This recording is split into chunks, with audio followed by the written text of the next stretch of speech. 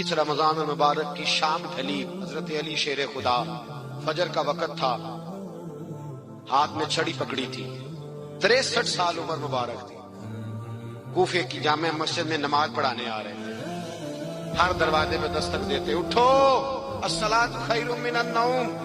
رستے میں حضرت علی لوگوں کو جگاتے جگاتے آئے، جب مسجد کوفہ میں پہنچے تو ایک بدبخت خنجر چھپائے کھڑا تھا، اس نے حضرت علی رضی اللہ تعالیٰ عنہ کو خنجر مارا، وہ دوستانہ جو 10 سال کی عمر میں شروع ہوا تھا۔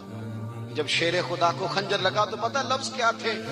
فزت برب الکعبہ، لوگوں رب کعبہ کی قسم میں کامیاب ہو گیا، میری زندگی دین کے کام آ گئی، میں کامیاب ہو گیا۔ حضرت علی کی داڑھی ساری لہو سے بھر گئی۔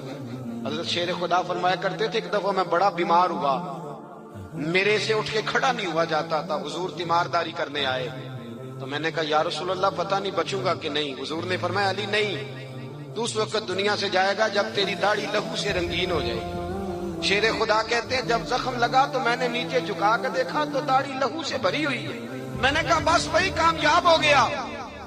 جامع مسجد کوفہ میں مولا علی نے سر سجدے میں رکھا، اور اسلام کی تاریخ کا وہ شخص جس شخص نے اپنی بچپن سے لے کر جوانی، جوانی سے لے کر بڑھاپا، اور جاتے جاتے امام حسن اور حسین کو قریب بلایا اور وصیت کر گئے، بیٹا جینا اسی کا ہے جو دین کے لیے جیے، بیٹا مرنا اسی کا ہے جو دین کے لیے مرے۔